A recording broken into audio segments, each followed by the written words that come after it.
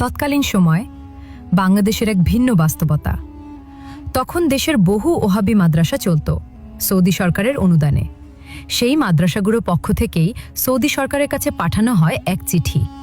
চিঠিতে লেখা ছিল, আজিজুল হক নামের এক ব্যক্তি আমাদের কাফের ফতোয়া দেয়। সে যখন মক্কা মদিনা সফর করার আগে এয়ারপোর্টে নামবে তখন যেন তাকে গ্রেফতার করা হয়। সময়টা 1957। শেরেবাংলা হুজুর জীবনে প্রথমবারের মতো হজের উদ্দেশ্যে পা রাখলেন সৌদি আরবে। কিন্তু বিমানবন্দরে নামার সাথে সাথেই ঘটল অপ্রত্যাশিত ঘটনা। সৌদি পুলিশের পাহারায় তাকে সরাসরি বসিয়ে দেওয়া হলো মক্কা ও মদিনার গ্র্যান্ড মুফতিদের সামনে। আপনি কি বাংলাদেশের মানুষদের কাফের বলেন? শেরেবাংলা হুজুর, হ্যাঁ, তবে সবাইকে নয়।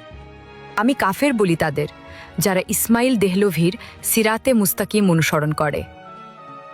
কারণ সেই কিতাবে এমন ফতোয়া আছে যেখানে রাসূলুল্লাহ সাল্লাল্লাহু আলাইহি ওয়াসাল্লামকে অসম্মান করা হয়েছে।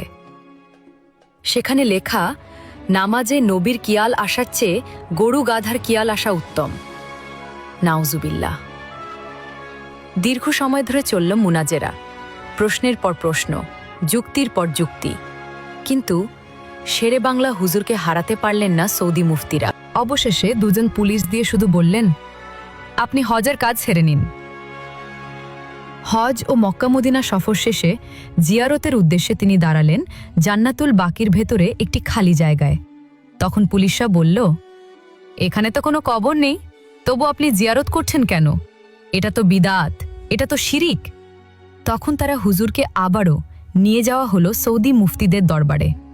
মুফতি বলল, যেখানে কবর নেই সেখানে জিয়ারত কেন? শেরেবাংলা হুজুর বললেন, কারণ সেখানেই আমাদের মা ফাতেমার কবর। মুফতিরা মানলেন না, অস্বীকার করলেন।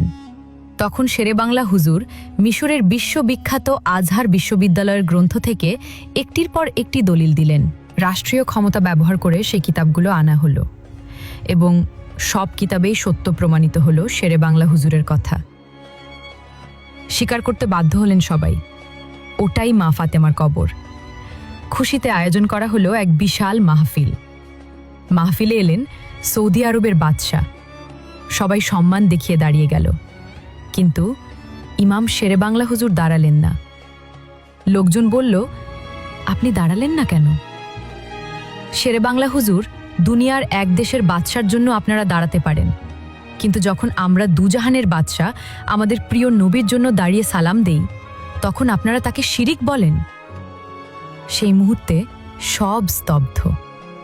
তারপর সৌদি বাদশা নিজেই শেরেবাংলা হুজুরের মাথায় পাগড়ি পরিয়ে দিলেন আর উপাধি দিলেন শেরে বাংলা।